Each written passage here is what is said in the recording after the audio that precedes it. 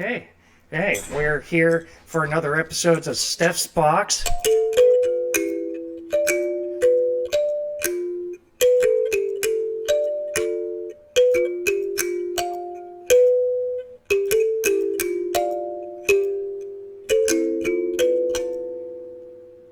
Yeah, we're here with Cameron Smith. He's a comedian, a musician, and certified sociopath. How are you doing today, Cam? I don't know if I'm certified. I think I'm under the radar, undiagnosed sociopath, but I appreciate it. Oh, I could diagnose you. Yeah. This whole experience is me being an armchair psychiatrist. So, yeah. Oh, yeah, please psychoanalyze me. Yeah. That's why I do these. Right. Yeah, so you just dropped a bombshell on me outside. Which one? You're pregnant. Yeah. Yeah. So how does that make you feel with not being able to get rid of that dirty, unwanted fetus? I just feel really full of cum. I just feel like there's just cum leaking out of all my organs, so... Yeah, that's very relatable. That's pretty much every waking hour of my existence. So yeah, but no, you were talking about dropping out of comedy for a while. Oh, yeah, I don't think that's anything, like, significant. I mean, like I said, it's just... I've taken brief hiatuses before, like a month or two here and there. In like, yeah, before it's been a while since I've done that. Right. So I think I just consciously I've been feeling the urge to do it for, I mean, probably the whole past, like, if not just half year, whole past year. And I think I like almost took it once or twice, and then like I didn't make it like a week, and I was just like, all right, I'm going to do this open mic. Yeah. And so I happened to just kind of like put my foot down on it like last week. I like left an open mic and then dropped out of Port City's top comic, and I was like, I gotta not go up for a little while. I feel like I'm psychologically in like a weird place where I'm not enjoying doing it. I'm actually quite confused and feel like disoriented. Like on stage while Yeah. Mm-hmm. And I think I need a kind of significant little hiatus. I mean, it's kind of sounds like an oxymoron. Like I mean, it might just be a month or two. It might be 3 or more. I have no idea. Yeah. I'm just gonna feel it out. Sure. But- I'm sure you've heard a lot of people, say like, "Oh, comedy's my therapy." The stage, that's my therapy. Have you felt like that with comedy in the past, or you see therapy separately? I do. I feel like there's part of it that feels cathartic and therapeutic, and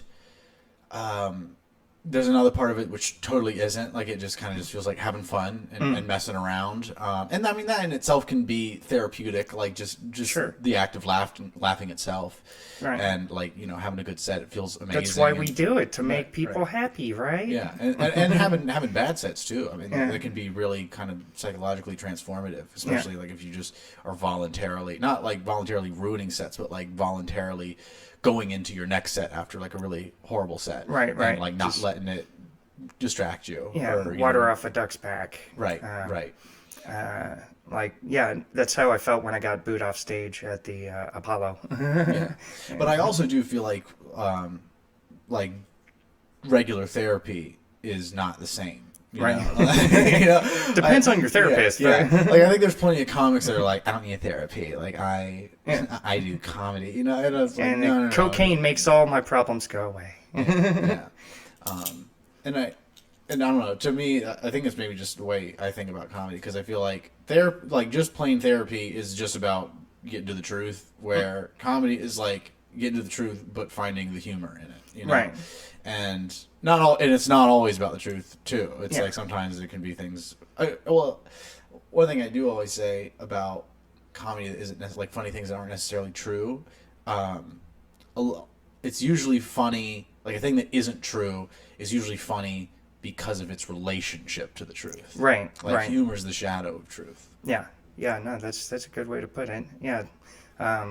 Yeah, I say some pretty ridiculous shit, but there's always that little kernel in there that's based off of, and because I don't know, I feel like if you're just completely making something up from scratch, like somehow the audience is gonna catch you in it, or know, or um, but no, I don't know, like because I'm trying to think of what comics are around these days that are doing like straight up absurdist humor that like that it's not grounded in truth. Like Emo Phillips is one of my heroes, and but I don't see a lot of people doing that. It's all like become this. I've got to let's sit down and rap, and I'm going to tell you about my life, and just go on, like the Bill Burr style, or that. Yeah. And I mean, I like that, but it's just wonder why that's the most popular style, I guess. Yeah, cool. I think there's something about the truth that like speaks to people and it's captivating. It's like it grabs you unconsciously. Like even if you're at a comedy show, but kind of against your will, like your date brought you there, you don't want to be there, and then like the comics, any good, they are like embodied and like oriented in their truth and playing with their humor from that ground. I think that it's captivating in a way, like even if you are kind of there against your will and you're good at it, like it will grab the attention of even kind of unwilling, begrudging participants in the audience. And kind of the way like a good story is, you watch a movie and it grabs you if it's good, and a book or something. I haven't seen one of those in a long time. I just watched Everything's Happening Everywhere All at Once. Have you heard about that movie? No, I haven't. I hadn't heard about it, but my ex-girlfriend told me that she was going to go see it, and then I was like, well, I'm going to go see it too. And then, just a spider. No. It was like an agreed upon activity, and so.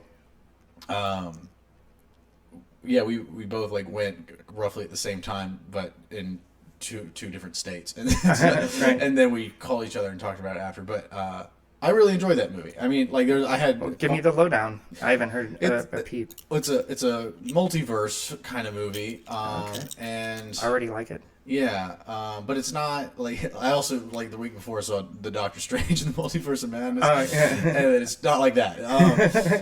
This is more of a film rather than a blockbuster extravaganza. Right, a factory produced, manufactured assembly line product. Yeah, but it is quite the spectacle too. Like, and there's a lot of like really impressive cinematic tricks and stuff that they're doing, and just.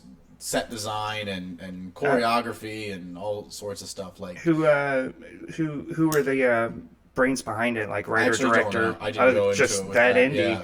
Yeah, I didn't recognize. It's a lot of it's like centered around like a Chinese family. But now I lost interest. Well, Chinese. No. Yeah, me too. That's what I thought. I think when I was on the phone with my ex, like on the phone, I was like looking up the IMDb. Like I was like, I don't recognize anyone except fucking Jenny Slate in this cast. I was like, what are these Chinese people doing here? I'm not watching this. Just fuck with it. But that stands kind of crapping out on me, so you might have to readjust it at times, or yeah, it was just like getting lower. And lower. You're just gonna go with it. No, I did not tighten it up that much. There we go. Yeah. So it's about Chinese people. Yeah, Chinese people. 我会讲一点中国. Is that real Chinese? Yeah. Okay, I didn't know if you were just like doing it offensive, like Nope. If you're gonna cancel somebody, this guy. Don't come after me, internet. I'm being inappropriate. Right. I wouldn't expect anything less. Okay, so it's a Chinese family, like, and doing what? They run a laundromat. The Chinese. Okay, that's racist. Yeah. That's just so racist. The Chinese daughter is lesbian, and she's got like a white, half Mexican girlfriend. And it's not really a significant part of the story, but it's. I'm guessing they don't show this in China. Yeah, probably not. And the mom and the dad are apparently like on the brink of divorce, but then like the dad has like this little secret headset where he's jumping around different universes, and then they're getting like audited by the IRS, and then Jamie Lee Curtis is the IRS auditor. Oh, and that sounds like an exciting role for her. well, she actually, it's kind of a funny role. Like she's like kind of like chubby and like just kind of like a bore and just like I don't know. It was a comic embodiment of the role. Like it was kind of enjoyable seeing her do that. And then there's a lot of like really ridiculous fighting in the movie, like kung fu type stuff, Really? and yeah, and then like so the mom is the main character. She's got problems with her daughter and her father and her husband, and then she's like getting taken on this adventure through the multiverse that her husband first kind of brings her in, and then it turns out like her daughter is like this like lord of chaos in the other universe, and Sounds fun. there's just a lot of danger going on. But essentially, what it's really about is the daughter is kind of falling prey to nihilism, and the mom is kind of in the middle as like this, I don't know what to do about it, and then the father is kind of the voice of hope and kindness and saying, be kind in the face of evil and nihilism and stuff like that. Okay, so it sounds like maybe a commentary on the current state of polarization in the world. And Yeah. Mm-hmm. interesting. Yeah. What's the name of it again? Everything's happening everywhere all at once. I think it's something. Everything. Yeah, cool. Or maybe it's everything everywhere all at once. I think is the name of it. Cool. I'll have to check that out. Yeah. So I was gonna ask, when you take a break from stand up, and you come back to it, you were mentioning outside, that like you feel like it's easier for you to change for the better, by stepping away. Like, can you think of what were the major changes that came about the last time you took off? I feel like a lot of the hiatuses I took before were more in like my college years, and I do remember. I feel like the last time was around. Actually, I would say the last big hiatus was I had a lot of like blotches in my time in LA where like I was doing a lot of stand up because I could do it every night if I wanted to, or I was doing no stand up. Right. So there was that, but I feel like a very interesting one was towards like 2016, 2017. I was getting really depressed and I was getting really like just my stuff was getting really vile. Is that knocking? Yes, that is knocking. I have a feeling I know who that is. Do you need to get that? Do you want to get it? Yeah. Who is it? Well, let's find out. Okay, this is out of the ordinary, but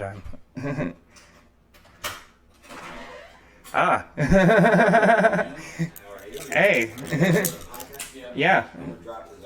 Oh, okay.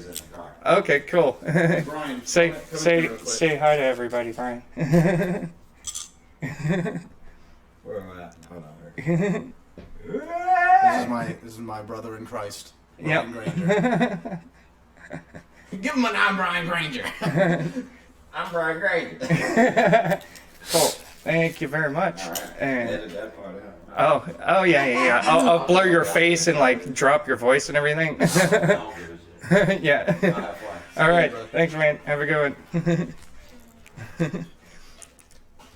Yeah. Well, I'm glad it was who I thought it was because if it Just like a cop that opened up and just fucking shot me. yeah, that was my first thought, or some dude in nothing but a trench coat. Right.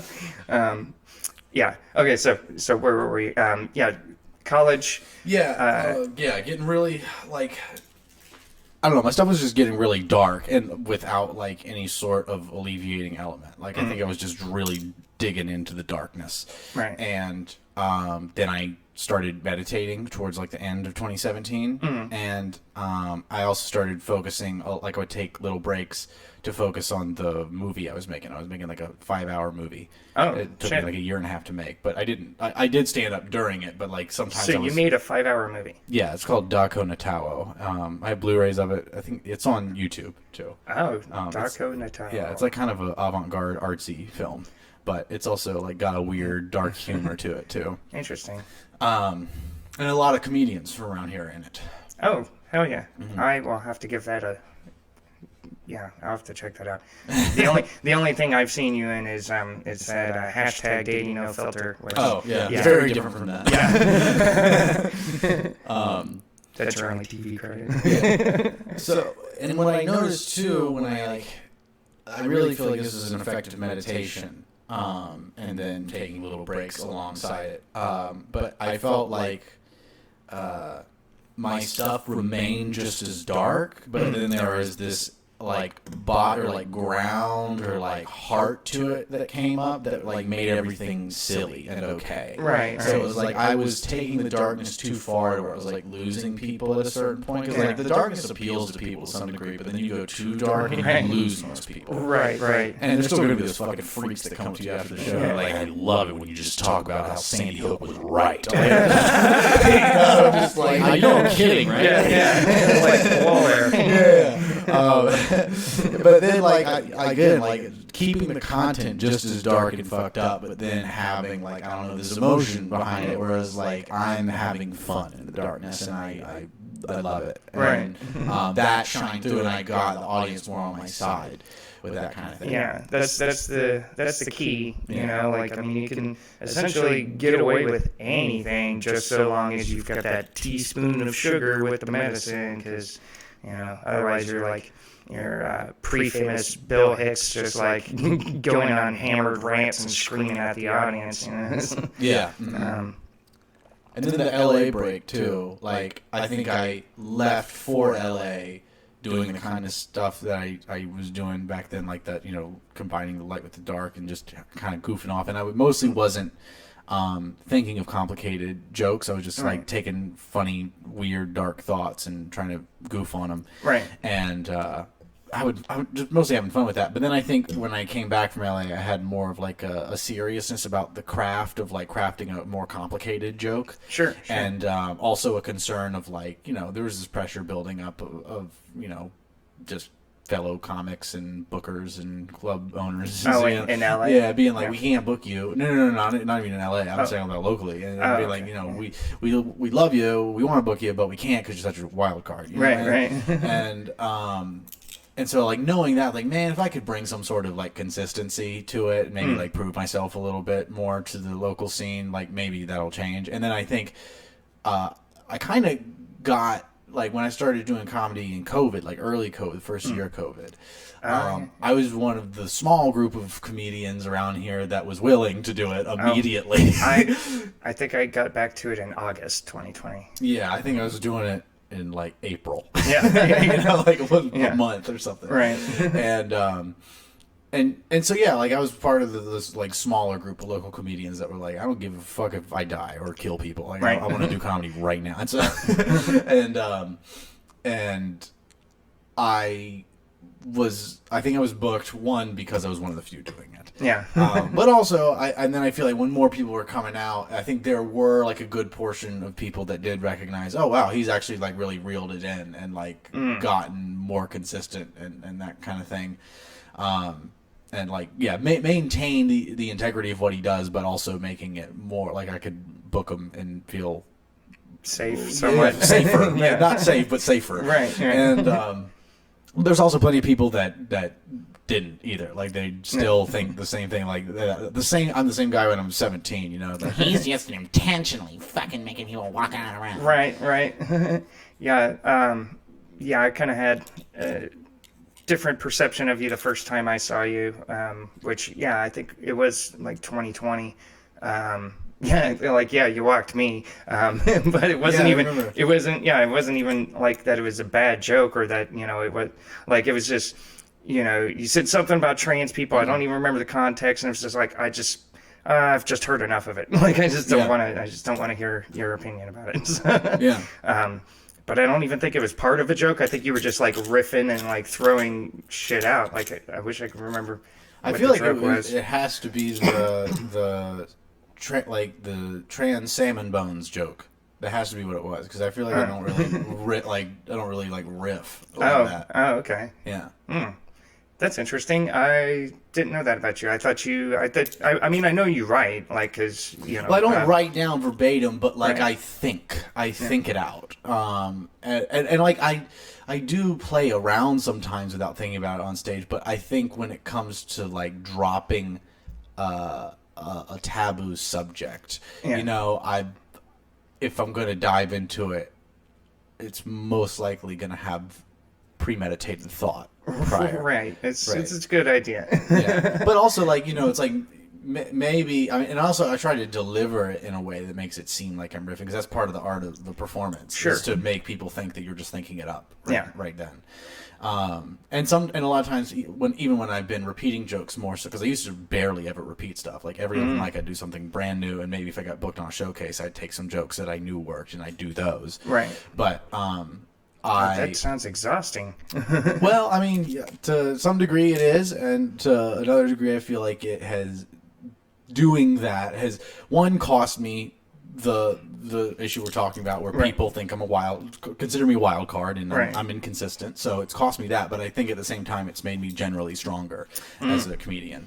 But also there is the realization, like part of that drawing it in was like I have to be willing to repeat material more. I have to Yeah. be willing to play more into the polishing jokes. See, I always think of it, because I haven't been doing stand up for that long, but I've been doing music for like 28 years, and so when I finally decided, okay, I'm going to write some jokes and I'm going to get up and I'm going to perform them, what clicked with me, because I tried to write like years and years ago before when I was in LA, and I really wanted to do it, but it was just god awful. It was, it was just trying too hard, and but it clicked on me like I can write a joke just like I write a song. It's got all of the same basic elements, and skill sets in it. Yeah. And so when it comes to material, it's like if you write a really good song, you're not gonna get up there and play it once or twice and then just throw it in the song bin. It's like if you have a hit, people are going to want to hear it over and over. And I don't give a shit what anybody says about like, well, comedy is different. It's like, no, it's not. Like I have my favorite comics that I can listen to their bits over and over, and I recite them, like I memorize them, and then I can tell them to other people, and it's I don't know. I definitely, like I like half agree with what you're saying, and then the other half, like, get out. because to me, I think one of the interesting features about music is that like you can enjoy it like more the more you listen to it, and like you become nostalgic with it, Right. like through time. Like it's a song that you played on repeat 1,000 times this year. In 10 years you play it again, it just has like this emotional washing over you kind of effect, and like brings you back there. Where like comedy, I feel like the experience of that is totally much more predicated on it being the first time you're hearing it, like the element of surprise, and that's That is really a big part of it. Yeah. and that's the function of getting you to laugh. Now, Right. what sounds to me like you have an appreciation for comedy that it's more akin to a musical kind of appreciation. Like you like hearing the bit, you like hearing phonetically the joke come out. Yeah, no, exactly. the Like way the it rhythm, sounds. the tone of voice, like the overall Yeah. texture of it. Yeah, I have comedians that I like to listen to like that I like their specials. Like Louis C.K. is someone who I have watched like through his library of specials over and over, and like I don't get tired of it, and they still make me laugh. Yeah. But not the same as like when I first watched them. Of course. It's a totally it definitely is more of like a listening to a song that you love again. Yeah, kind yeah. of experience. I actually, it was Brian Granger that we were hanging out, and he said something that he liked about what I do, though, that makes it more musical is that there's like jokes within the jokes. Like there's like, and I do try to do that, like Easter eggs in there, right? So if it like the on the surface it has the typical function of a joke, but then there's like references to other things and little like word plays in there that on first hearing, most people a lot of the time, those are the parts that I put in there that I'm expecting people to get and laugh, but then it doesn't always work. But then after hearing it more than once, then it's like, whoa. So, but I don't know. Maybe that's just too artsy fartsy for comedy. No, I don't think so at all. I think people really appreciate that kind of complexity and having a main joke that is long and complicated enough for you to start fitting jokes within the joke. Like that's certainly part of a skilled comedian's style. Yay! I've got this. I was talking about this with Empty Bottles and Matt Coughlin at Dead Crow the other day at the competition, and I had this kind of thought, kind of a personal challenge that I want to take up. But people say a joke's not funny if you have to explain it. Mm-hmm. I don't like being given absolutes. Like if somebody says like, well, you can't do that, then that makes me want to fucking do it. For sure, I had the same thing. Yeah, and so I want to figure out how to mechanically manufacture a joke that works. Like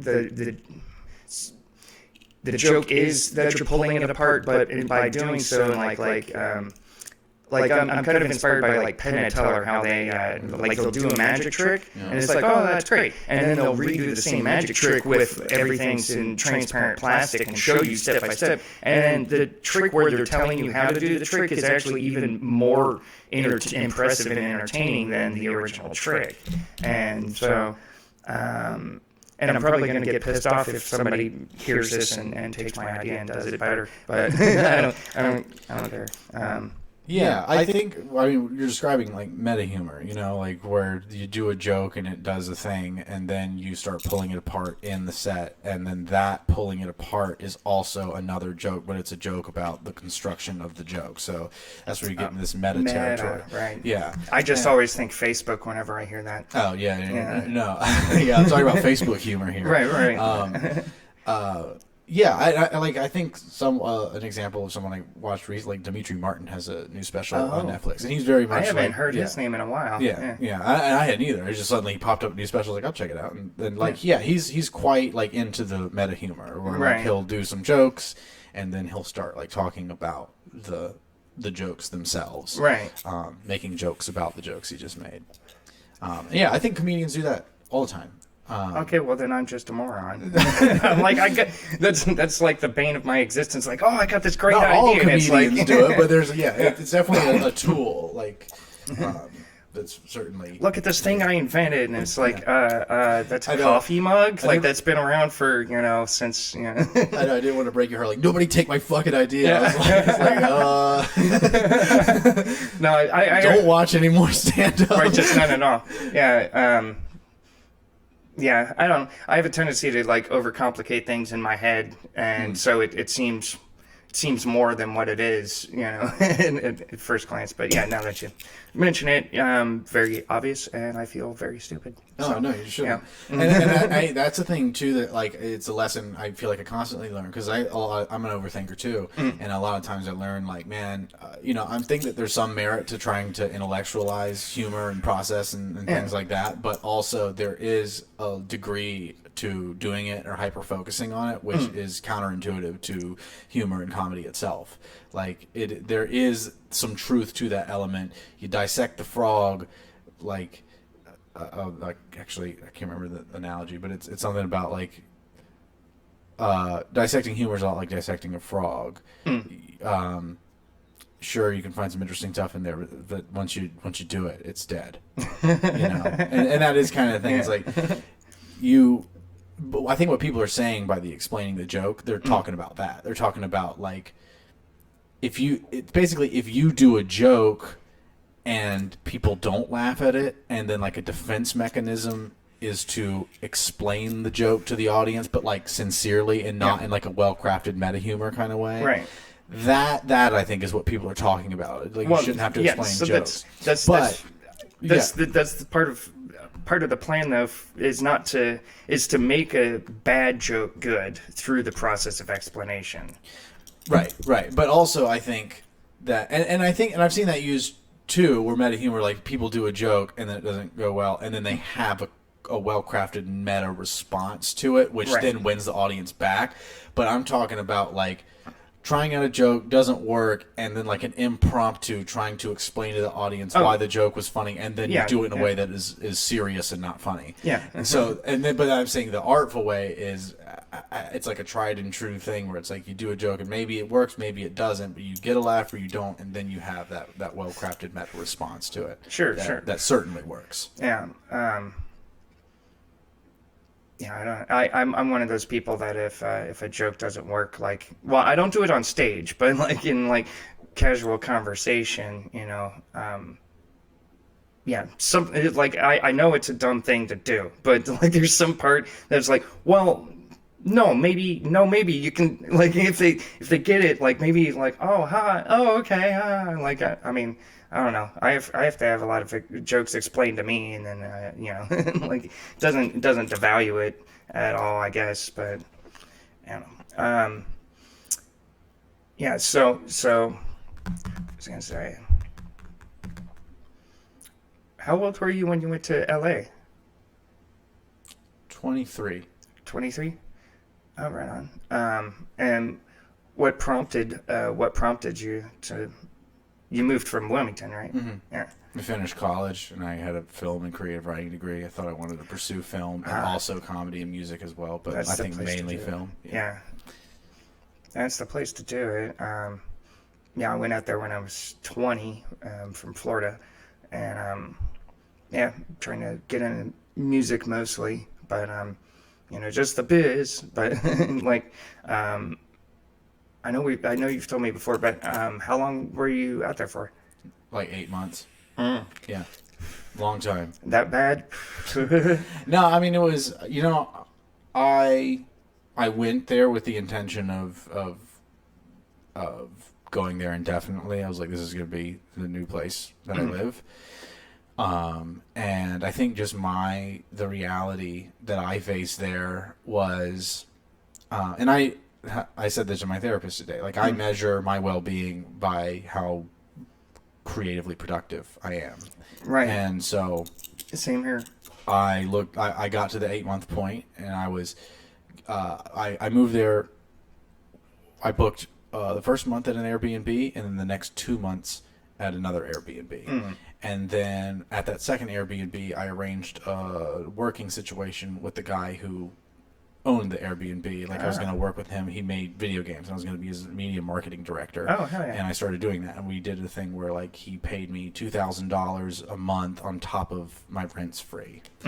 And so that was my gig, but I was full-time, and I was living with my boss. Right. And so and also, like, the operation just was not going well, and I didn't like it was like becoming more and more apparent to me the longer I was in it. And so, like, that kind of fell apart. Then I was like, all right, I need to do something else, and I kind of panicked and started driving for Uber. I was like, I need to make a bunch of money right now, and I need it to either move somewhere else and put a deposit down and pay first month's rent and have some money, or I need to take all that money and move back home. And that's plan B, but I don't really want to do that. Right. I think I should stick it out. I think it's just bad because of my circumstances here. And I don't know. Like, there's a lot of interesting things I did in LA, and there was a lot of things I liked about it. But I think overall, oh shit! Sorry about that. I found the experience of living there to be, like, kind of inhumane. Just with, like, that's a good way to put it. Yeah, I mean, just like the massive population, the layout, and just how long it took to get from one place to another, and how expensive it was, and how hard I was working with, like, zero payoff to it. And just also my interactions with people were very, very friendly on the surface, but of course it's such a thin veil. Yeah. And there's just emptiness. Let's do lunch. Yeah, there's emptiness and shallowness, and, like, people always constantly attempting to figure out if they can use you or not. Yep. And of course I'm useless. So turn it off. What the hell? Sorry. It's all good. Super angry, about to just get up and walk out. I wouldn't blame you. No, I'm kidding. And yeah, it was just overall, I just kind of, and there was that pressure of just my overall experience with LA, not liking it. And then as I was working Uber and like saving up that money, and I was trying to sign leases at places, and there's some things were falling through, and I was just like, oh, I don't think I want to live with this person or at this place, and so like it was falling through on both sides. Like sometimes people just wouldn't hit me back, or someone else got it, or like I was just like, yeah, I don't have a good feeling about this place, and I could have continued. I had other options. But I was like, man, I don't think I want to sign a contract that's going to keep me here for definitely another year. Right. And I have this intuition. Like, and then like there's some little earthquake scares happening around. Like, what year was it? 2019. They weren't horrible earthquake scares. Oh, okay. I was already moved here by then. Yeah. But it was just like I experienced the shake, like the earthquake, a couple times, like kind of around the time, and like it was just the idea of something happening suddenly. It was like I don't know if it's an earthquake or something, but I had this intuition in me that I need to get out of here. Yeah. And I'm like, even though I've had it in my head this whole time that I believe I'm going to stay here, like, no matter what, I was like, I think it is smart for me to move back home. Right. And wouldn't you know it, early 2020, yeah. I'm watching, all the COVID stuff, and I'm like, thank fucking God I'm not in LA. Yeah. This is going to be a nightmare if I was in LA for this. Yeah, I had the same thought. And it's funny. Let's see. I moved there almost 1 month to the day before 9/11, and but like within my first month, I experienced an earthquake for the first time, and I was on the phone in my room, and all of a sudden everything's like.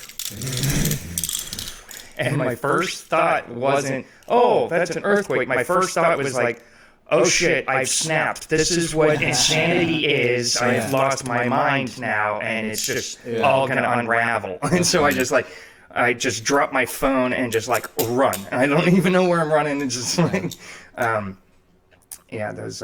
But yeah, everything that you said is pretty on point. I mean, I stuck it out for 17 years. And I mean, when I first got there, I didn't really know anybody. Like I knew a couple of people. Like I had a cousin there who's very successful as a voice actor, and I didn't know, like I couldn't get a band together, and like I didn't have a car, and I was living in like Cala Blacklist, so it's like there's like trying to bust into the city or anything like my first gig too was in video games, and I was testing, and so I was like working like 60-hour weeks, and it was just when you're in the game industry, that is your life. You don't have anything else, but I mean, once I changed situations and moved down into the valley and started meeting people, and it's like there's that carrot at the end of the stick, you get those little breaks here and there, like, oh, I'm playing the Viper Room, or I just hung out with this celebrity, or just like those little things keep you going, but that entire time. The social aspect that you were describing, that surface level of politeness, but then that was by far the hardest part, because like towards the end, it was just apparent, like, wow, I've been here for almost 2 decades, and I actually don't really have any friends. Like, I mean, I have like maybe 2 or 3 people that I can confide in, or that I can call up and make plans with, and it's like. It's like impossible it was impossible for me anyways to like establish any lasting relationships, and so like here it's completely the opposite. like I've never had so many friends in my entire life. It's like but the other factor I think that kept me out there so long was just how much I hated the fucking South. Because like I went to high school in Alpharetta, Georgia, and I said this yesterday on the podcast. I'm saying it again. Fuck you, Georgia. And just dealing with like skinheads and homophobes and all that shit, and then living in South Carolina. If I didn't get out of the South, I was either gonna kill myself or somebody else. It was a matter of life or death in my mind. But yeah. Wilmington's very surprising to me. I was not expecting, Wow. Yeah. I mean, you're from here originally? Yeah. Mm-hmm. Yeah. It's an interesting pocket of North Carolina for sure. Yeah. I haven't even spent so much time out of this town, really. And yeah, like when I do like I've done do. I was thinking the same thing. Like, dude. I was like, I don't want to interrupt it, but dude. Yeah, I want to go. Yeah, like I've done a couple of Tim Griffin shows out of town, Yeah. And that's when the reality hits that I'm in North Carolina. Yeah. Because it's like, oh, wait a second, like these, this is like the only entertainment thing that is happening for 100 miles of here. It's just like, and you don't necessarily get comedy fans. It's just like, oh, it's something to do because there ain't no other shit around here. But there's like $5. I got $5. See some comedians. Yeah. No, it surprised me some of those shows, like seeing the people that come out. I'm like, how much do these people really like comedy? Like how into comedy are these people? Like, I think it's more just like comedy. I like to laugh. It's, it's like, but because I mean, dude, they fucking react to me the same way in a lot of those out of town shows where it's like, the shit I do, they're not here for it. Yeah. I mean, that is one thing I do love about the nature of how my material can be upsetting. Like, I'm not upsetting one political side by any means. Right. I can have a joke that artfully upsets both. Yeah. For different reasons, Yeah. Well, that's why comedians are in general like apolitical or like middle of the, or like not die-hard Republican or die-hard Democrat or anything, because it's kind of. Well, I think comedy and art is mostly punctuated by either people who are apolitical or it's Democrat types, like and certainly like a lot of highly. I mean, there it can be moderately. It's mostly a bunch of moderately left people, a lot of radical left folks. Yeah. And then occasionally you get the little droplet of a conservative guy in the arts. It's rare, yeah. And I don't know what it is. Like, I don't know why conservatives don't have much of a sense of humor. It seems. Well, I don't think it's that. I think it's that. There's psychological dispositions for being right wing or left wing. Sure. And one of the main. The two of the main psychological features that are at odds with each other is that the right is much more conscientious and much more like about order and borders and stuff. Right. And the left, they're much more open and about like creativity in general. So it's like that would make sense why they would gravitate towards media and art and expression and that kind of thing. Right. Where it's like the act of expression itself is often thought as a thing to compartmentalize and like kind of keep within and keep orderly, where I thoroughly believe in the necessity of both people to keep this place together, because if it's all left, then it's going to be pure chaos, and if it's going to be all right, we're not going to move anywhere, it's just going to be stagnation. Right. So move backwards. Yeah. Yeah, which that seems like the current path. We don't have to go political or anything, but it's just the whole Roe situation and. Wait, hold on. What side are you on? I think abortions. I'm pro-choice, but I think abortions should be mandatory for everybody. Yeah, I was gonna say mandatory abortions is on my platform. Yeah. Have you ever thought about going into politics? Have you seen my 2020 presidential campaign ad? I have not. You made an ad? Yeah, mandatory abortions was on my... Oh, no shit. Yeah. Oh, okay. Awesome. I think there was going to be repealing women's rights. That was on there. Oh, see, you're getting part of your you're getting part of your platform done. Yeah. Well, so mandatory abortions and okay, so yeah, it's kind of the opposite but the same. That's funny. Like, so it's a video you shot? Yeah, it was just like a little like sketch. Yeah. I'll send it to you. Oh, yeah, no, please do. That would be fun. My favorite 2020 was the Cthulhu 2020, No Lives Matter. Oh, yeah. I saw that. Yeah. But I don't know. I've always been into politics, even like when I was a kid, but I was like raised in a household that doesn't vote or didn't really talk about politics. Like I didn't even find out my dad was a conservative until like the past few years. Like, Oh, yeah. Yeah, I feel like I've always been apolitical. Like I don't care and I don't want to get involved. And then I think like the last election cycle and like COVID kind of forced me to be more politically informed. Right. And so now I would consider myself a consciously centered person. Like Consciously centered. yeah, like I aim for centricity. Right. But I also think that like in both sides, like even if you're apolitical or consciously centered, you are going to fall somewhere on the political spectrum if questioned and you answer the questions, Sure. right? Yeah. So I think that before I was a slightly left-leaning moderate, and I think now I'm a slightly right-leaning moderate. Really? Yeah, but slightly again, the slight direction to me, I think it's.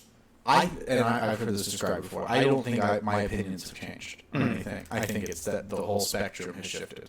Yeah, that's true. I mean, like by today's standards, Like if Richard Nixon would be a Democrat. Right. Like I think something that you would stand that's like if you take a stand verbatim that in 2012 would have been considered moderately left. Mm-hmm. Like you say it now, you're some people will call you a radical right winger. You know? Yeah. Oh well, yeah. Like Joe Rogan is now. He's a full on GOP. Like I see leftists say that, or like Bill Maher, right? You know, mm-hmm. like they're right wingers, and it's like no, they're old school liberals, right? Exactly. Classic liberals. Yeah. Yeah, no, that's probably what I am. I'm probably a classic liberal. Classic liberal. Because to me, I feel like the only value that I really like am because I think all political issues, like within the case of abortion, like I understand both sides and I get it, but I'm like, look, I think at the end of the day, I got to make a choice, and it's to have a choice, And that, like that's one where I can say clearly a stance on, and then I think the only other thing I feel like I have a clear stance on, where everything else falls under this umbrella of like I get both sides and I don't really care enough to pick really. Right. And the one thing that I think orients me is like the free speech thing, like is like we totally need that. We totally need complete unaltered like well, what about hate speech? No, let people do it. Let people hate speech so you know who's saying exactly. Yeah. I mean, the fact that I'm being censored, like here and there by people that are supposedly on the side of people like me's, rights and everything, but it's like, you have. Like we're fighting for your rights, except for your right to express yourself. That we don't want any of that because it doesn't align with our specific talking points. Yeah. And it's like, I mean,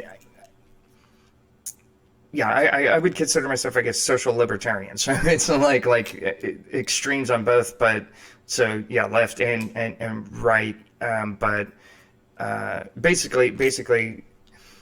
I think our tax dollars should help us, and I think the government should stay the hell out of our business, our personal business, and just but yeah. So you said you understand the conservative side on the Roe v. Wade issue,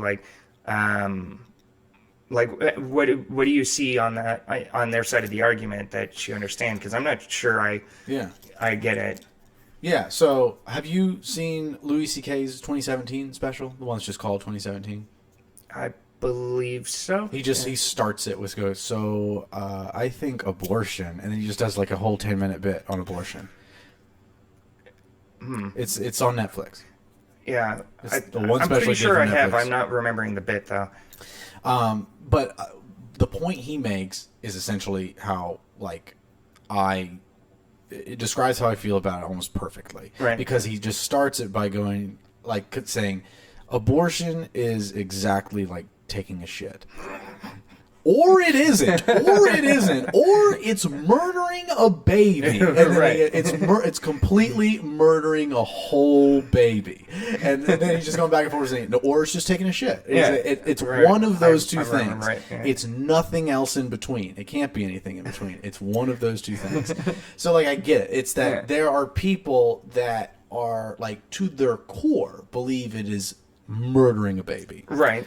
And if that's the case, what do you expect them to do? Sure. Be like, well, I guess it's fine if you murder babies all day long. Right. Like, of course, they think babies are being murdered. That's what they think, and so like that makes sense to be very passionately against the act. Well, I can understand that part, but what doesn't add up to me is it's like, yeah, but once you come out screaming and crying to that pussy, you're on your own, kid. Like, get a job. Like, fuck look, you. Like, I get the hypocrisy. It's not pro-life. You dig It's in pro-fetus. Yeah, you dig almost anywhere into.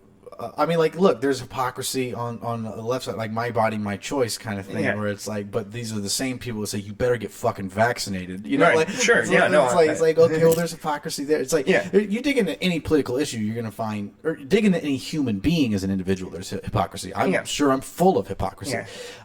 That I can't- Cognitive dissonance is part of our operating system. Right. So, and again, it's not that I agree with them; it's that I understand it. I understand that, like, there's this debate which can never be really solved about when a baby or a human is human or conscious, or like their life is worth something. And like, even saying that a life is worth something in itself, like, that is. There's no a priori necessity to say any life matters, Right, you know, and so that's the point Louis gets to. Like, this is how I feel, like why I side, like why I pick a side on that one. Why I say women should. He goes, women should be allowed to do it. Like, it's a little bit murdering a baby, but I think women should be allowed to do it. Yeah. And it's like, one, he has two reasons. One, it's that I don't think life is that important, and I agree. Like, I don't think it's that important. And the other two is that women, their role in evolution is they're the selectors. You know, they are the ones who decide. Like men, they're spraying their jizz everywhere. Like more of me. You know? And it's up to the women to go. That's enough of you. Yeah. So I think that joke is brilliant, and it sums up like how I genuinely feel about it. But I can't remember. I feel like there's something else too, but I forgot it. Have you heard this? And again, this is when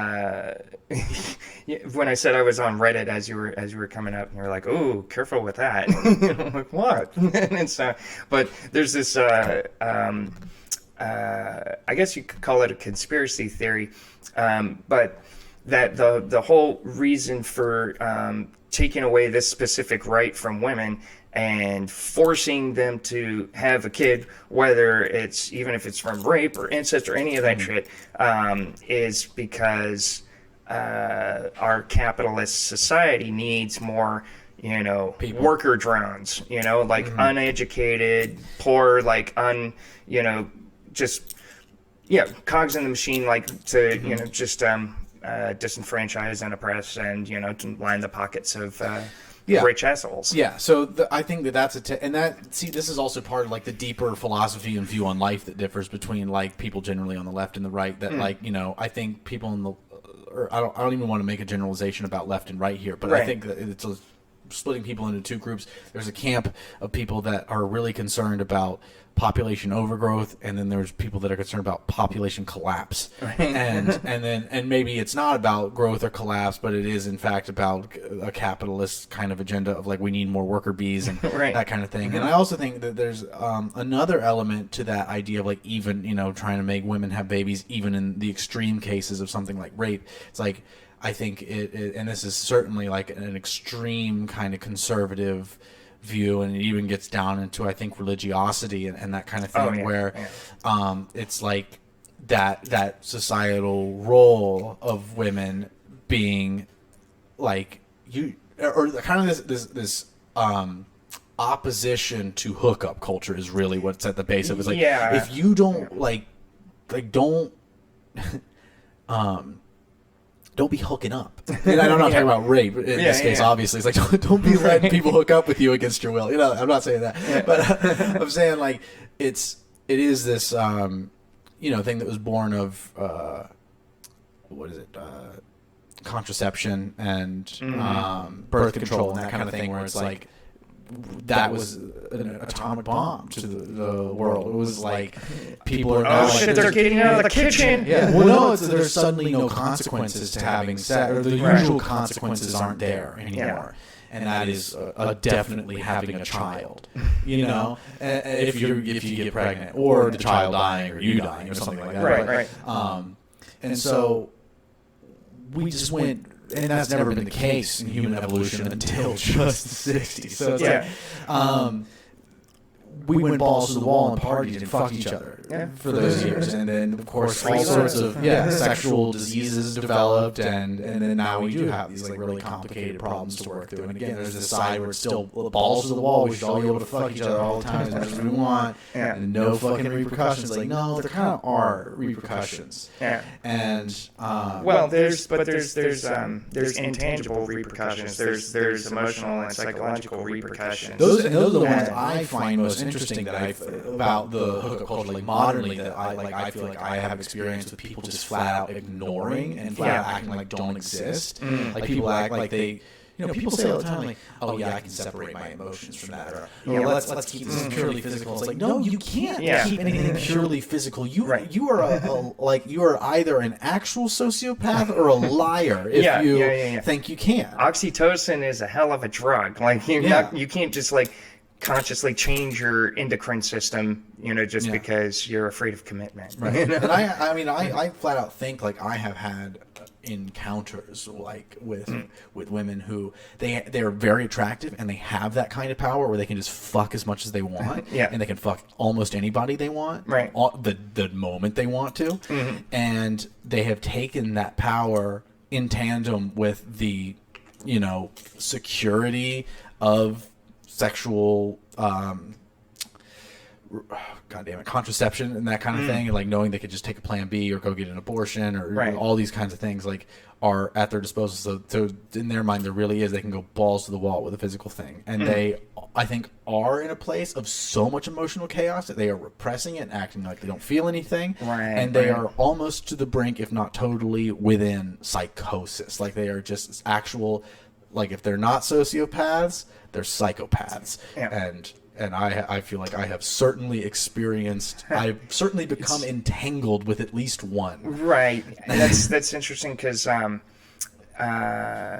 before Mark, that was most of my dating experience in Wilmington was, and it was so weird, because I came from Los Angeles where, there's plenty of hookup culture, and there's like over a million people that you can just like just disappear off into the crowd after a one night stand or whatnot. But I got here and all of a sudden everybody's poly. Like, what the fuck's going on here? Like everybody says they're polyamorous, but then after getting involved with a couple of them, it's like, oh, you're not polyamorous.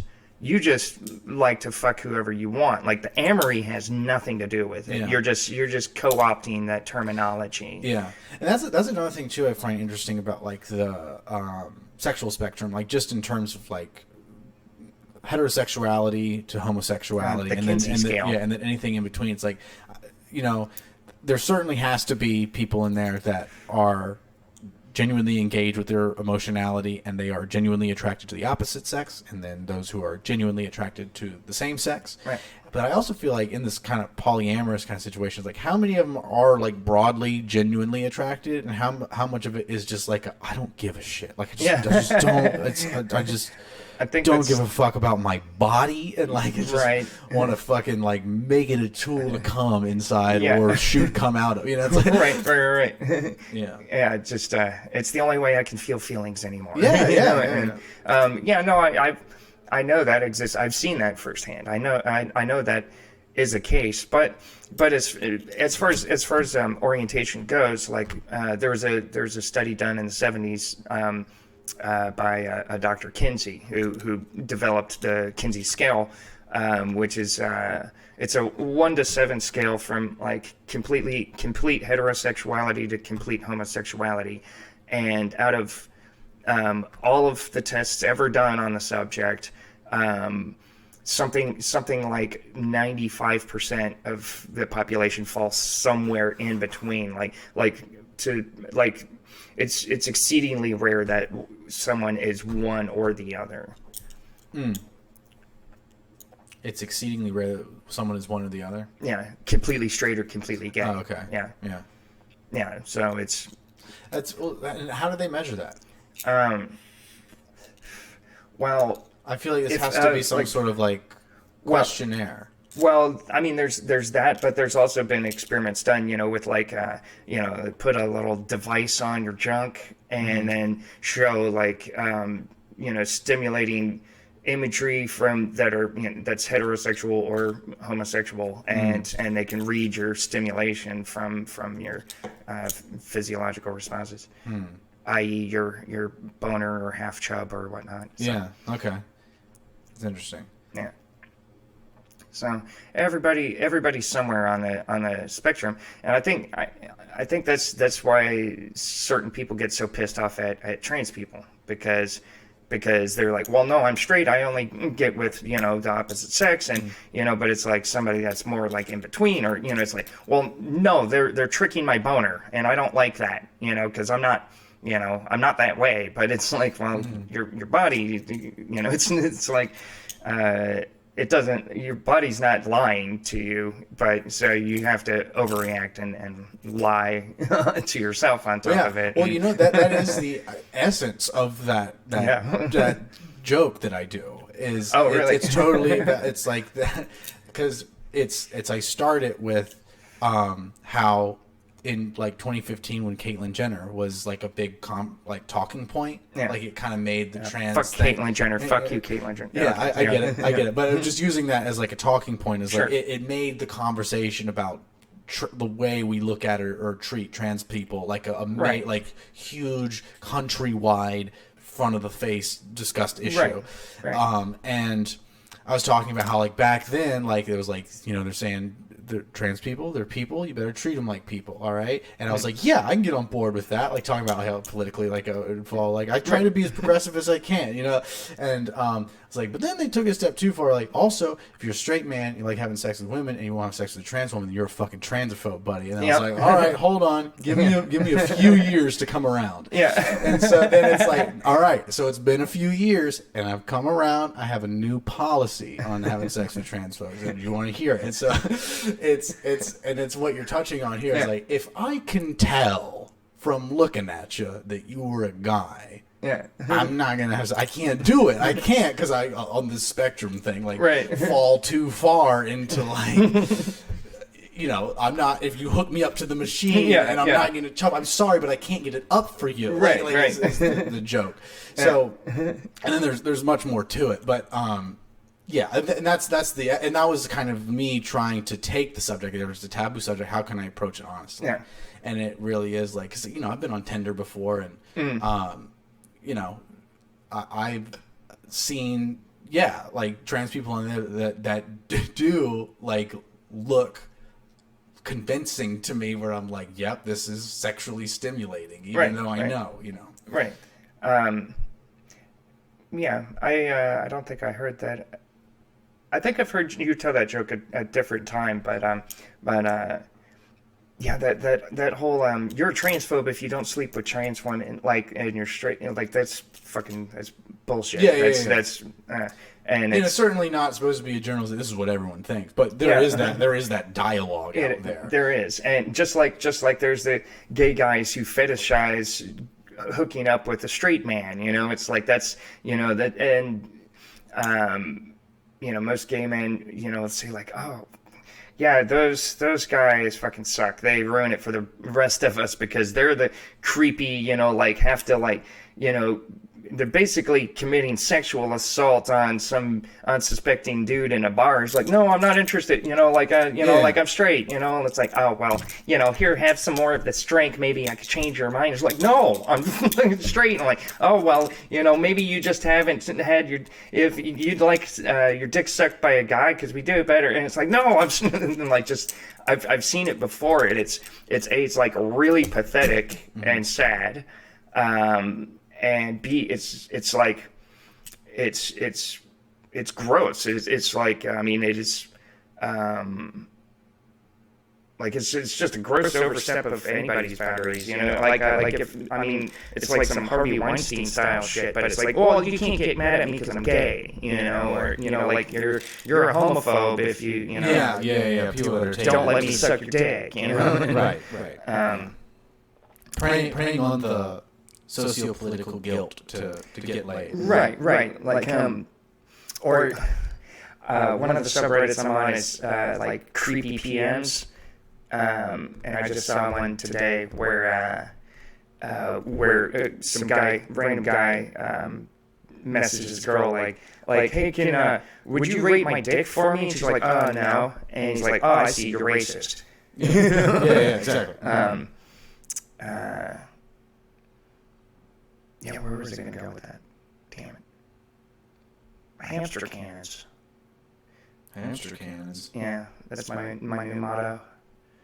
Oh, that's like a exclamation of what you say when you forget something. Yeah. Hamster cannons. Okay, I like that. So what was I gonna say? It's gone. It's gone. That's okay. We can always DJ and jump into a new topic. There we go. I feel like we went deep into that one. Yeah. That's what she said. What the fuck? Oh shit! Unplugged myself. Uh-oh. That's what she said. Hamster cannons. Fuck! I just did it again. I need to fix that. I keep stepping on it. Oh. There, I know how to solve it. Yeah. Bet you're good on the dance floor. Maybe. No, I can't dance for shit. Let's talk music. Okay. Yeah. That'd be interesting. Yeah, so I know I've told you that I do music, but I don't think you've ever seen me do music. And like now you're at my place, and it's like, yeah. I think what's the band that you like play and produce for? Oh, Solar Animals? Yeah, I've listened to some recordings. It's quite good. Oh, really? Yeah. Because my friend Michael Phipps loves you guys. Oh yeah. He's our number one fan. Like he's my number one fan. He is a local artist supporter. Yeah. Like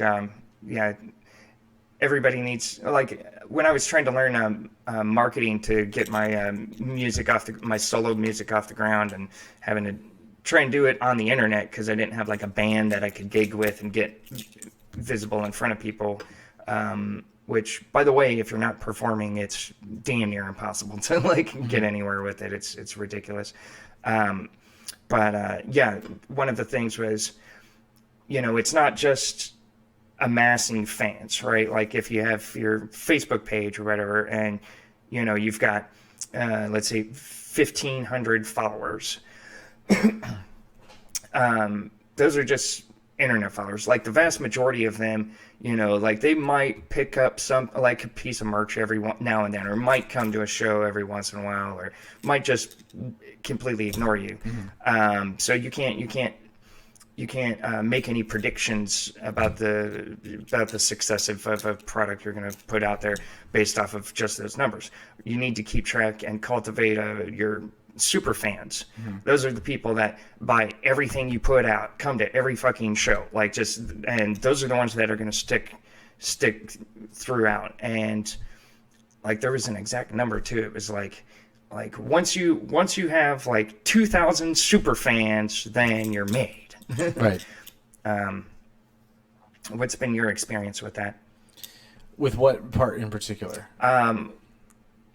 with I guess like acquisition of fans and the success of releases. Oh God.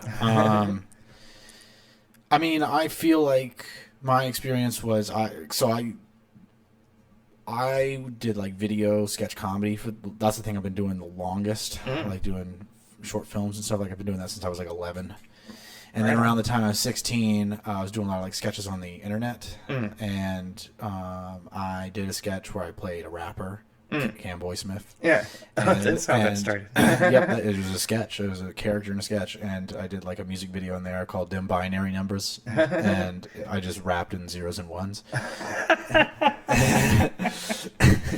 and on like a hard beat. And then it was just like kind of this like mockumentary of like me being this like arrogant like white rapper like like doing a black accent, and it was just it was dumb and offensive, and it was bad, and then I like kept making music videos as this character, and I remember coming back, like I did those over the summer, and coming back to like school next year, and then everyone was calling me Camboi Smif in the hallways. Like people were somewhat familiar with my videos in high school, and when I started doing like the man on the street on like the high school news, and like more people started like looking at my stuff outside of school, and so I think like that was the first summer that it was like after I did Man on the Street for the first time. We went into the summer, and I had a lot of like people in the school watching me. So then I came back, and I don't know. I just realized a lot of people responded to the rap thing, right? And I was enjoying making songs and like bringing my friends on and them spitting verses and them coming up with their own rap character names. And we like to just get together, and like we do that with videos. Like we would get together and hang out on the weekends in between school and make videos. And now it was just like, okay, well now sometimes we make songs and music videos as well. Cool.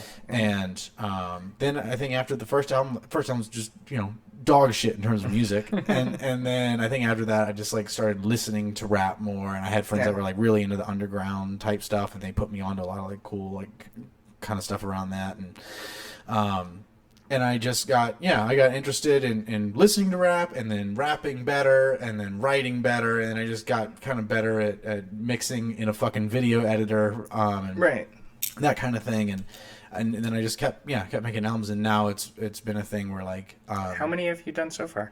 I think the last one I did, Love Songs for Absolutely No One, is technically my 9th album. Oh, cool. Yeah.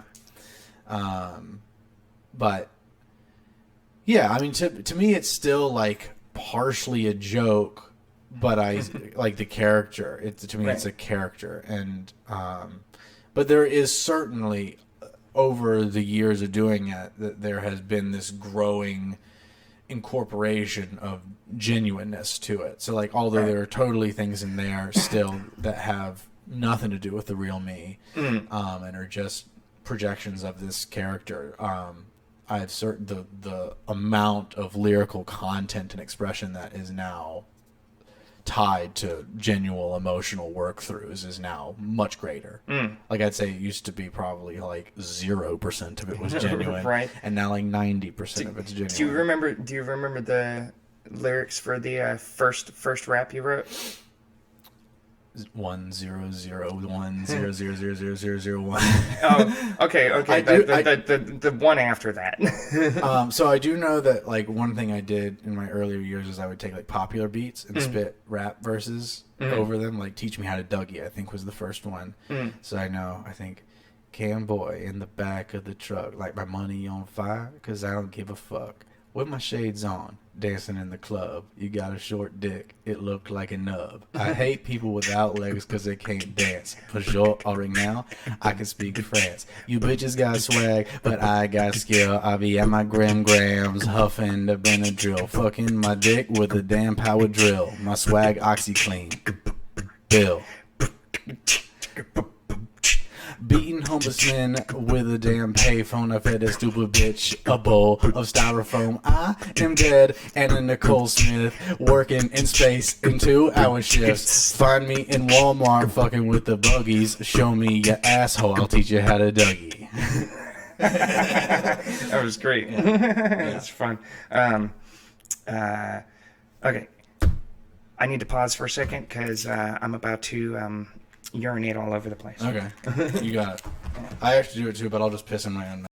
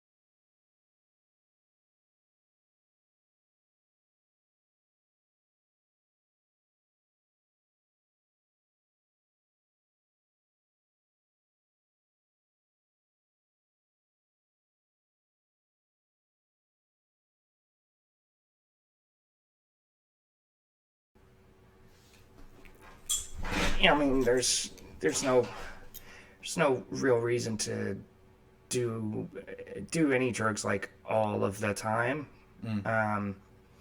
Although it's easy to say like, oh yeah, I smoke weed, and like, but then it becomes like this whole lifestyle thing and like the weed culture and all of that. And, I don't make a very good like stoner. Like I can't do it like all day every day because then I just I like clam up and like I don't like smoking before I do a show or anything like I mean, it's fine for music, like if I'm not singing, but if I'm singing, then dry throat, forgetting lyrics, Yeah. I've definitely had my experience. I mean, I feel like it's whatever I'm mostly doing, so like when I first started doing comedy, I didn't smoke at the time. And then probably like after like the first year or maybe like half a year in, then I started smoking again, and I think at first I wouldn't do it before sets, and then I started doing it before sets, and then it was jarring. I was like, oh, I don't know. They all know. It's kind of hard. No, not like that. It was just kind of like, oh shit, like this is now much more complicated, right?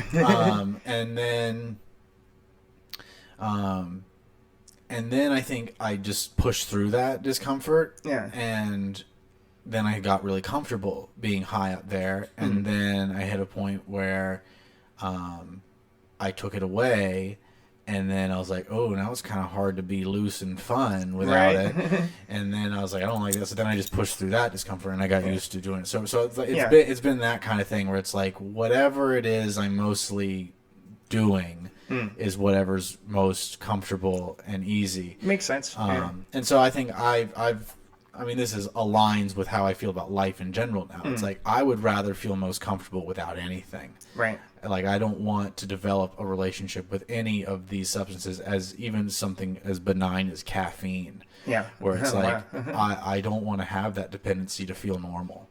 Yeah. Or to be reliant on it creatively or productively. Especially in an apocalypse scenario, then it's like you're pissing everybody off because you're having a caffeine withdrawals, and it's like, well, no, we gotta get out of the radioactive zone. We got another 30 plus hours of marching. Just power through it. And it's like, if I don't get a fucking cigarette, I'm gonna murder all of you. Yeah.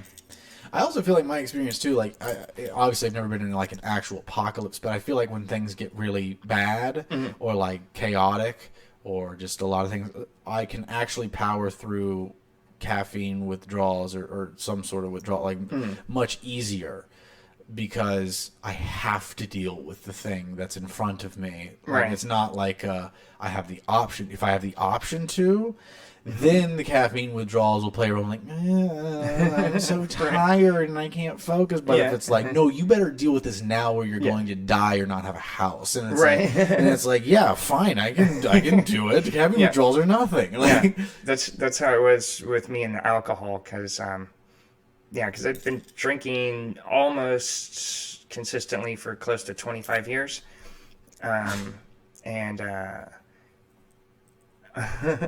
yeah, like I started doing comedy drinking and did every set drinking, and then towards the end of towards the end I was drinking like 18 beers a day almost, because my tolerance kept going up, and I was getting paid in booze sometimes to do shows, and I was just realizing, well, I'm actually not doing shit, like like you said earlier, gauging your mental health by like how creative you are. I was getting to a point where I wasn't creating really at all. Like I had ideas, I had a bunch of ideas, but it's like couldn't get anything done. Well, to me, I feel like the creative is that domain of realization and imagination and thought, and the productive is that area of actualization and like physical manipulation of the world and bringing it into being. So it sounds to me like we're plenty creative in these times, but it's that lack of the productive that makes us feel like, oh, not getting anything done. Yeah, but as far as too, like being able to get through the withdrawals because you have to, because it's that's you're in the moment. And yeah, for me, like trying to quit drinking cold turkey just because I want to, versus the doctor saying you have liver damage. Like those are like different scenarios. Yeah, and for sure. Having that incentive, it's like, oh, okay, done. And then it wasn't even like but I really want it. It's like, no, Yeah. it was just shut off Yeah. for the first time in my You life. have a much which more was- serious consequence at the Yeah. foot of you continuing this thing. And I feel like that has also been my experience, like the other side of that with wanting to quit these things, is I really never had much of a problem in terms of it like ruining my life, Right. in like this very obvious way where like my friends and family around me are like, hey, Cameron, buddy. Yeah. If anything, my friends and family around me are actually encouraging me the other way, like, hey man, it's really not that big of a deal. Yeah, You- just have a like drink. You, and yeah, lighten like up. you do fine with alcohol and pot Yeah. and caffeine and all Right. that. And I'm like, yeah, I know what you're saying, but in my mind, it's a much more like nuanced chain of decision making that like that it's an existential level fear about the result or the effect that these things have on my decision making process. Right. Even caffeine, I pulled it away, and I'm like, I'm into no caffeine again. And I like just see how much more like truly aligned and meditative my baseline state is without it, because I feel like as soon as I start having it, there's this disalignment where like at first when caffeine really works, when Yeah. it's new to you again, Right. it puts my mind way ahead of my body. Yeah. My body can't keep up. Yeah. And then at a point it starts to like, then it ruins your sleep, and then over time of like having it every day. And then your mind and body just don't work as well. And it's not so much that the mind's way ahead now, it's that sometimes it's behind, sometimes it's in front, sometimes it's to the Right. side, and it's like all over the place. Like how you were describing thinking the earthquake is you Right. losing your mind. It's Yeah. almost like a much more subtle psychological version of that. Wow. That's what. And again, like I would never conceptualize this process like this prior to me getting deep into a meditation practice. When I started doing that in 2017, everything started coming apart for me in this like really weird way that honestly has made it's made it, I feel like, more difficult to communicate with most people. Like on one hand, I feel like I get better at explaining things, and I have a much firmer grasp on like my verbal intellect. Yeah. But and also a concern and like I understand the moment someone doesn't understand what I'm saying usually, and I can kind of like help them there. But like I think it's just made me think I already thought in a weird way, and I think it's just made that weirdness unfold to a level that's way more complicated. And now it's like, I used to have kind of cute little weird ideas, be like, oh, that's a cute little weird idea, I totally get, and it's weird, but it's like, now it's like, I can still have those, but if I like am talking to the wrong friend, like Zach Burke's a good example. If I talk to him about any of this like weird metaphysical philosophical shit, he's like, what? He like he ignores me because he can't pay attention to it. Go eat your mushrooms, okay? Just It's what a pirate being good. that was the worst Zach Burke impression, except for the because Oh, yeah, you got the click clack going on. yeah. No,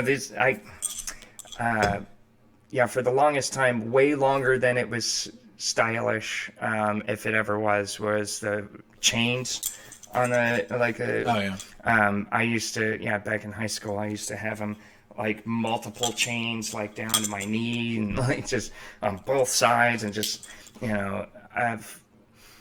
there's something about like the rhythm, like the clickety clack, like because my brain's always got music, like there's always music going on, and to the point where if I don't have an outside source of noise that's not music, then the music in my head keeps me up like throughout the night. Interesting. And so I have to fall asleep with the TV and people talking. Yeah. I used to be someone that fell asleep with the TV, and now I can't have any fucking noise at all. I want it dead silent and dead dark. Yeah.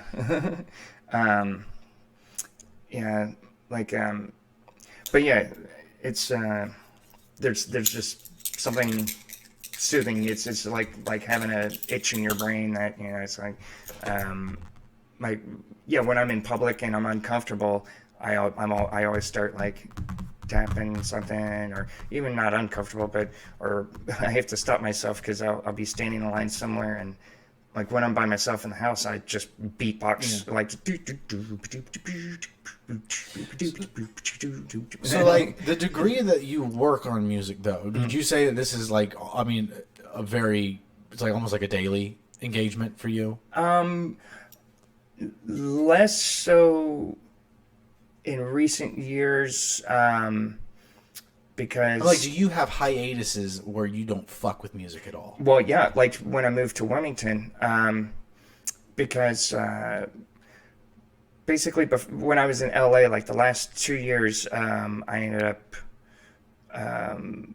with a stupid meth addiction, which just consumed everything. But Hey, meth addiction's not stupid, okay? It's really cool and fun. It is. I advise everybody to give it a shot. It's cheaper than cocaine. It lasts longer. It's a much better high for the price. Yeah, like, so the thing was, at first, like, I was able to microdose for a while, you know, just a little pinch a day, like I just like eat it, you know, and it just helped me focus a lot. And I mean, now I know that I had undiagnosed ADHD, and so I take prescription speed. But once I started using it more and more, going back to the creative, like conceptualization towards the physical, like actualizing of things,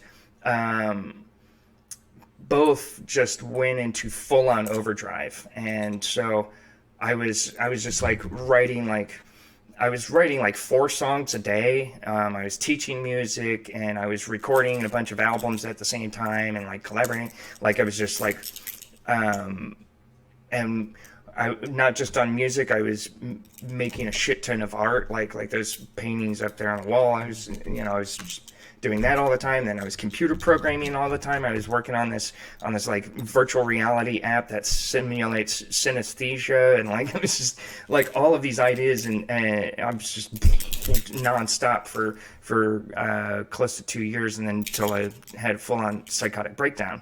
And just like really bad hallucinations nonstop, and like people were screaming and threatening to kill me everywhere I went. And like I think like the FBI is interrogating me telepathically through my teeth. I think you told me a little bit about this at the Bar Czar one time. Oh yeah, and I talked about it in my one of my new jokes that I wrote this year when I quit drinking.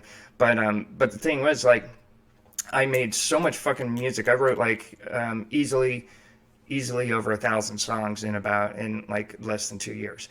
And by the time when I got here and I got off the meth, and at first I was trying different kind of antidepressants or different kind of medication solutions to normalize. I guess I just like burned my endocrine system out, and so I just didn't have any focus or energy or inspiration. It was just, the well was dry. The well was completely dry, which was fucking terrifying, because it's been such a regular part throughout, you know, almost my 40 years of life. You know, I mean, you know, I started doing music when I was like 5, and I'm pushing 41 next month. So, to like have almost 3 years of just nothing, I was pretty fucking worried I'd just never get it back. Like, it's like, oh, good job, you fucking moron. You threw it away just because, you know. But no, it just recently started coming back, actually, this year, where I can, like, I've been playing with solar animals for a little bit, but the shit that I was writing and what I was doing with them was like, it's not inspired. It was just like functional. It was just the bare minimum. Yeah. And yeah, once I quit drinking, I looked at everything. I'm like, what the fuck? What's going on? Like, I've been what the hell have I been trying to pass off as music for this? This is horrible. And but yeah, now I'm back in full gear, almost not as crazy as when I was on meth, but yeah.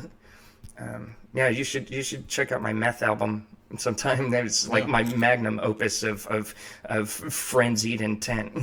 Yeah, okay. It's, That's interesting. yeah, porn for Borgs.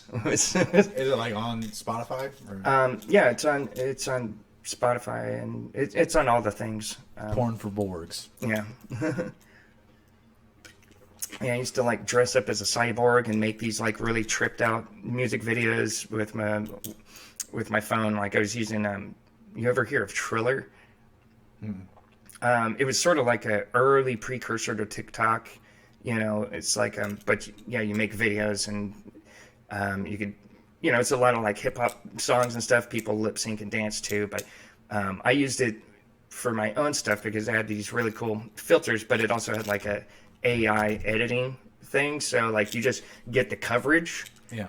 and then it'll just edit it for you, and you can just like randomize iterations. And so yeah, again, like hyper productivity, I figured out like a pipeline to where I could sit there, make a song on my phone, like using like a grid-based sequencer or something, and yeah, so make a song in about like an hour or two, and then shoot a video in maybe like an hour, and then like I had it set up through like Buffer and IFFT, and like so like my pipeline would just render from here to here, load up, do that, and then it would just like take that and then just put it out there.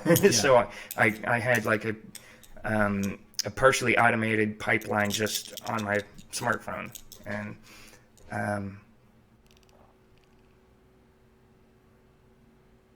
yeah, I don't remember what I was getting at then. You're just talking about Oh yeah, you were asking me some music and Yeah. So it sounds like you had like a substance related unintentional hiatus. Yeah. Yeah. I've never had a desire to take a hiatus. Like anytime that I have had a lull or writer's block or whatever, like it makes me feel shitty. Yeah. Like I don't feel like I'm functioning normally. Yeah. Well, I think I asked you that too because you're talking about how like music will play in your head, and because I have like the three things of comedy, film, music. I go through like I feel like when I am done with one, or I'm just not feeling one, or whichever one I'm feeling most takes priority, and I just like focus on it. I have definitive pockets where like I'm making a shit ton of music, and then whatever I'm working on is playing in my head, or like a beat that I'm like writing to is playing in my head. It's like a working kind of it does in my head, but like when I have these. I don't think I like ever consciously take a hiatus from music like I do comedy, because comedy's like by default I'm going to do it all the time unless I take an intentional hiatus. Right. Where like music is like I'm going to get into it when an idea or a project arises, and I just happen to like fall into the flow of it. And when those happen, I experience what you're talking about with like the music constantly in your head. It's like hard to sleep, and like you're just very distracted. And but I think mine is more. It's mostly about hearing the beat and trying out rhymes in my head to it, but it that goes away whenever I stop. Yeah, and I even have like pockets like sometimes those are associated like when I finish albums I don't even want to listen to music. I like well that's actually that's interesting to say that. Like I've largely stopped seeking out or listening to music like almost 20 years ago, and because like at first I started off, you know, just as a whole, well, I don't want my music to sound like other people's music. I'm trying to do something that is completely different in my own thing, and I don't want to be influenced, which, you know, kind of pretentious. You know, I had my eighth grade science teacher said the same thing. He was in a band called Cycle. Yeah. And he's had that same philosophy. He's like, I don't really listen to music because I don't want it to influence what I'm doing. And like, I like see it. I see it both ways. Like I see how there is merit to like going off. I mean, also like the deep end in terms of trying to find something original by being totally uninfluenced. Yeah, being a hermit in the woods in a sense. But I also feel like almost like the same thing with like why you wouldn't want to isolate yourself socially is because like your social circles and like your social relationships keep you away from psychosis. Like they literally orient you towards sanity. Right. And the further you veer off into having no social relationships. So like that's I think kind of, and I imagine how that translates to music. It's not necessarily your music is insane. It's well, kinda. but like insane, like how what's synonymous with insanity in the art? It's like avant-garde, you know. And so like, I mean, when I listen to that, again, Solar Animals is a band, so there's cooperation, so that's not avant-garde stuff. But like, but that was what I was going to say. Is like that certainly doesn't sound like avant-garde. That sounds like it sounds beautiful and unique and yeah. I really like the sound of it. In fact, I think when Michael played it for me in my room, I was like, I want to rap over this. I can't remember. I think it was the one that's on Spotify. It's called like Worm or Caterpillar. I don't know. That's weird. I didn't even know. I don't know what we have out there because not Spotify, SoundCloud. I don't even know if I didn't even know we had a SoundCloud. I don't know what's up there. No. Maybe might be older recordings from when I was even in the band. Because we're working on the. I'm producing the first album that I've done. They haven't done an album yet. So, the first album, and we have like 2 songs up on YouTube that I was aware of, and. So now I don't even. Well, sorry to inform you that you have stuff online. Well, that's not my stuff. It's you participated. No, because the band was around before I came in. Okay. Yeah. I joined the band during COVID, but they were together for a few years before that. So. Hold on. Well, I have to just tell you the name of the thing that's on there. Yeah. Solar Animals SoundCloud. Because I feel like this is not a long ago posting. Huh. Jazz Snake. Oh yeah. I don't know. I thought worm or something. I guess snake is worm-like. You're in the band for that, right? Yeah. But that's like such an old recording. That was back. I was using that fucking ancient Roland Dempsey 505 groove box for all the beats, and it sounds like straight out of 1998 because it is. Yeah, well, I liked it. Oh, thanks. It's evolved a lot since then. Like, I started using Ableton, and I started playing saxophone, and now I'm singing in a band too, and so it's a very different beast.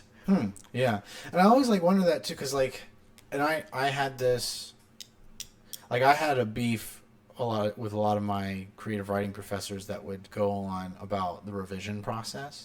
Because, what it sounds like what the song is now is probably a totally different song.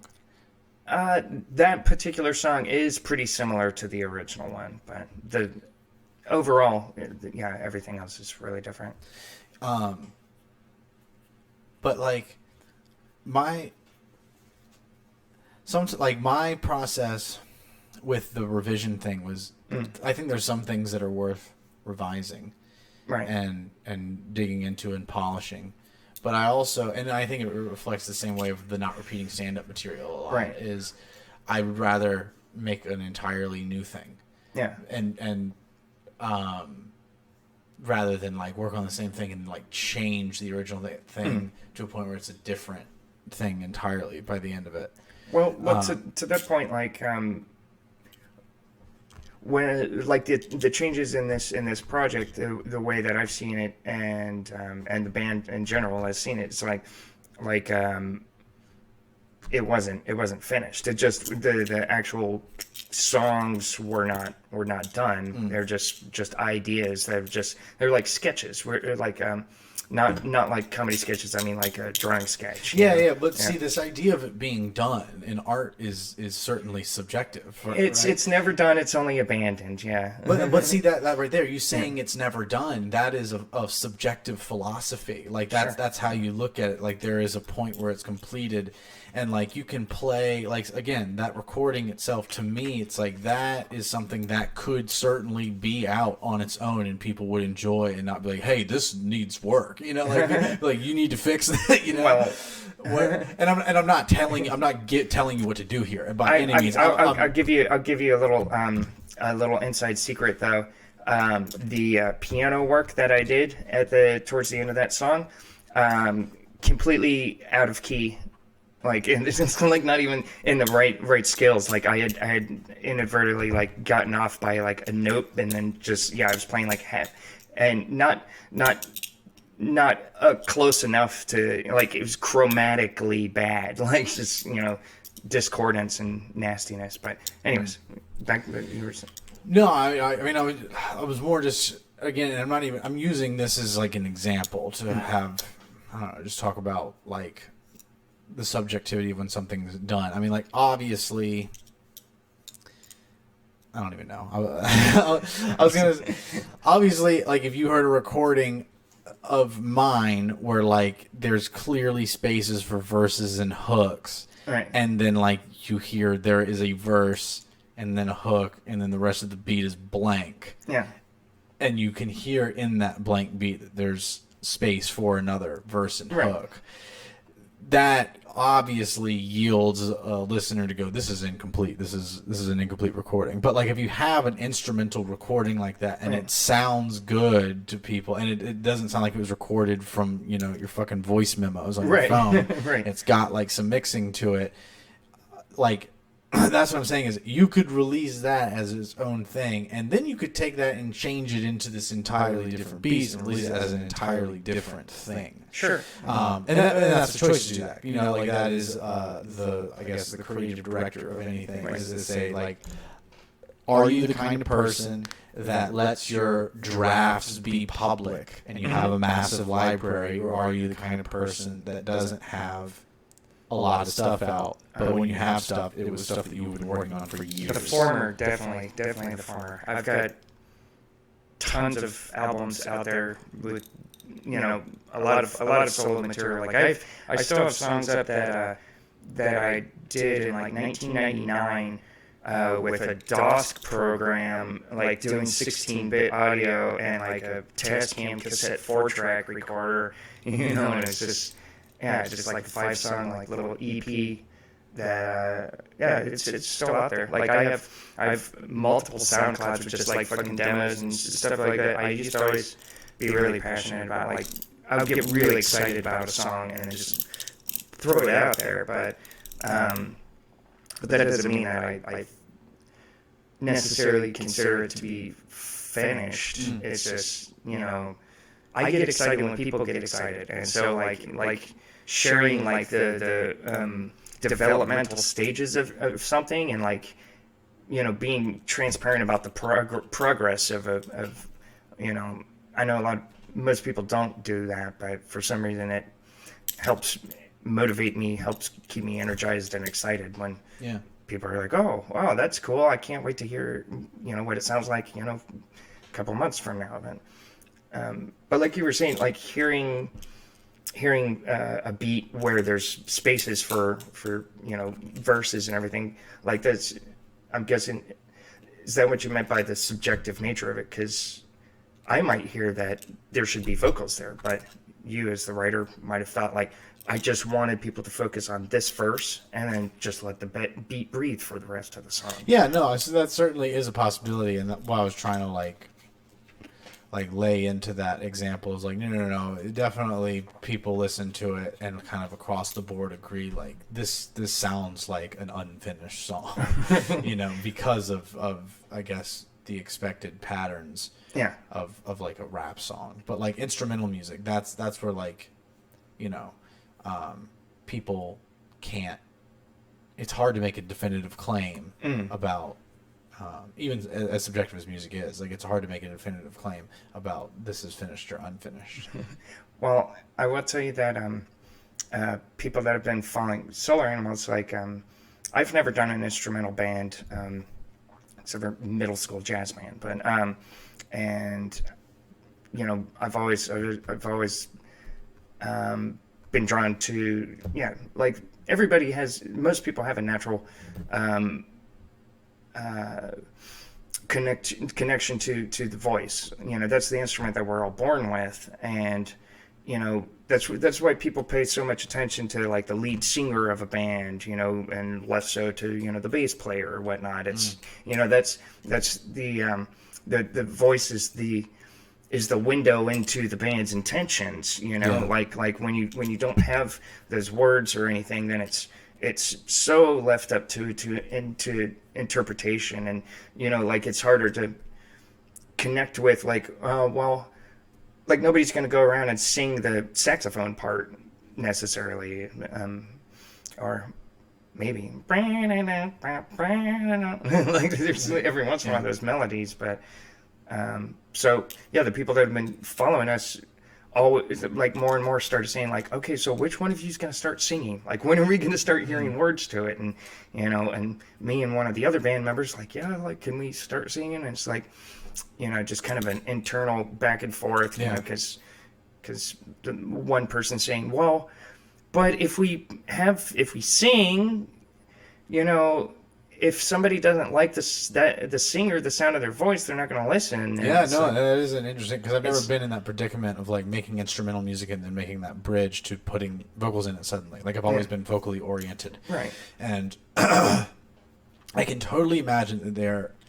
And like that's news to me. Like to hear that you have people that listen to you that are requesting. They're like, when are the vocals coming? Right. You know, because I feel like there's also probably got to be listeners who, like, when the vocals go on, they're like, fuck, you you interrupted the vibe. Like I was vibing to know. And I think that that's also a preferential thing. Like there are people that wouldn't dare listen to instrumental music. This is boring. There's no words that speak to me. And then there's going to be people that like fucking they only listen to instrumental music. Yeah. And I feel like I'm someone that I mostly don't listen to instrumental music, but I have a place for it. Right. Like instrumental music is the kind of music you would put on if you're just trying to set the mood and not have the music be the forefront of the focus. Or when I write, I use music a lot. Writing and studying and that kind of thing. If there's words in it, it's words, it disrupts your thinking. Mm-hmm. Definitely. You start like writing what you're hearing, like, damn it.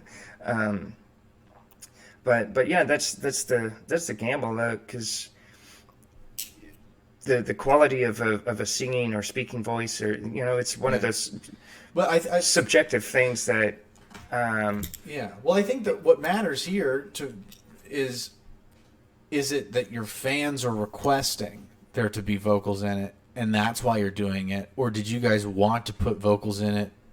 I've wanted to do it the whole time. Okay. Right. And I've been pushing that direction, and it's just enough. The big debate was that, you know, some people might not like us. Well, no shit. Like, that's going to be anything you create, but yeah, it's the voice in particular that'll turn people off. You know, it's like I can respect that Guns N' Roses are talented musicians, but as soon as Axl Rose starts going off, I'm like, oh my god, like, somebody give me an ice pick. You know, and I mean, you seem confused. Oh, no, I don't have an opinion on it. Oh, you don't? No. I'm familiar with the band, but I don't like. I don't really have an opinion. Just in general, like, I mean. I don't know what people listen to these days. I don't listen to anything. Just good luck trying to give me like some sort of example that emotionally incites me. Right. Well, I mean, but you've heard an artist that people might be ranting and raving about, and then you listen and it's like, I don't like the sound of their voice. I mean, that's a really cool beat, you know. Even the lyrics are pretty neat, but like the delivery, like it's too nasally, or it's like there's some quality about it that is just off-putting. Yeah, I feel like I rarely have a problem with people's voice. I think my problem is more with the overall sound of the thing and lyrical content. Those are the two things that I most focus on. Right. Like just overall sound and feeling and experience of listening to the song. That's like my first takeaway, and then when I like dig more into it, I get more lyrically oriented. See, that's always been a thing with me. I'm pretty much lyric deaf. Like I can listen to a song like a million times and just can't understand what they're saying. Like that's most of the time when I hear music with singing. I'll catch words here or there, but if I want to know what they're saying, I have to focus just on the words, but then I can't hear the music. Like I don't hear, it's like I have to hyper focus on just the words and shut the music out. Yeah. And which that's as a producer, I've always had a bad habit of when I'm singing, like doing all kinds of manipulations and shit to the voice, that people's number one complaint is like, I can't understand what you're saying. And it's like, oh, well, that's just how I hear vocalists all the time. I didn't even consider it, but yeah. I think I'm running out of steam. Yeah, I get that. Yeah, like we can wrap it up. When are you shooting for your next album to come out?